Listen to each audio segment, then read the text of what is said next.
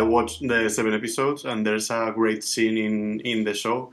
It was in one of the final episodes, in which the characters talk about a fish species which kill each other when they come from separate lakes. So I wanted to know, what kind of fishes do you think that Slappy, Reggie, and Ferdie are? How do they fit in this complicated lake that is Baltimore in 1966? That's interesting. I think, one of the scenes that you're talking about, I think, has Ferdie in it. Yes, me, Yeah, Wood. so me, you, and Wood. if anything, that scene sort of cements to Ferdie. He doesn't show it, but it sort of cements to him or affirms how the community sort of feels about him. So I liken him sort of to a pariah, really. You know, that's the type of fish. I right? think that is a fish. It's a fish. I think I brought that up in the I don't scene. think it's just a symbolic figure. It's a fish. Yeah. And it's because he's an outcast. He's an outcast to his community. He's also an outcast at work because he's a good cop amongst cops that, you know, aren't so good. So yeah, I think that's the type of fish he would be. He at times he don't know if he's being Judas or if he's doing the right thing and fighting with the people, but that's one of the complexities that I thought was intriguing and made me want to play the character. I think that scene specifically is such a great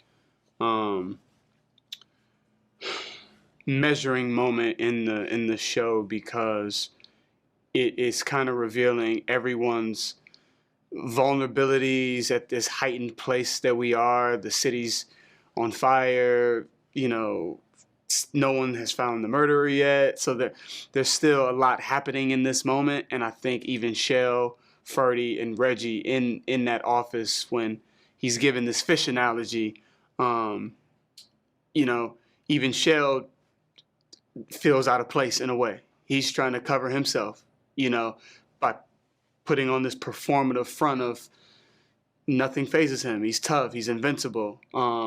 And Reggie, being a yes man, has to just go along with everything he's saying. And Reggie may feel like he's more on Ferdie's side, but he can't show it. And Ferdie may feel like he's more with Reggie, and he can't show it. So I think Alma did a brilliant job in, you know, kind of like setting up that scene for audiences to take away those different perspectives from it. As a comedian, I think more of a angler fish, which lives in the deep sea, and it got the little blue light on it. And when things come to the light, it just snatches them like that, which is the anatomy of a joke, you know. It's the setup punch of a joke, you know. It's like you dangle the setup, and then it's like, got your ass. Yeah, that's what I would say my character is. And it's his ugly truth that you see in the show, you know. And about this complicated world that the three of them live in, how was it to immerse yourselves in the 1966 Baltimore, which is a setting that might seem really relevant with the world that we're living in nowadays? I think we grew up in the crack era, so it was a lighter, seemed like it was an easier time. Even though it was tough for us society-wise, it was more of a sense of community. Even filming in the city, for the most part, we had a sense of community. Like, people would come out and watch us and stuff like that.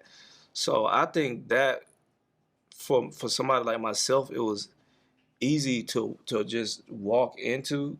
Yeah. I think the immersive kind of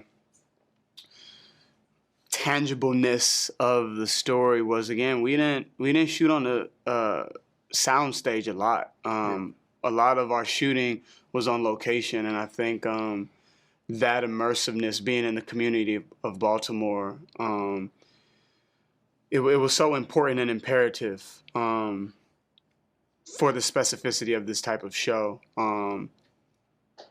Because the place itself has so much, as Byron was saying earlier, old history in this new modern time that still exists. Like, there was a lot of streets near the pier, and the roads are actually made of brick, but brick from the early 1800s, and it's still there. So a lot of that, I think, is kind of injected in the spirit of the story, and you can't miss it. And like Byron was saying, the bottoms part of Baltimore that is still like enriched in its history.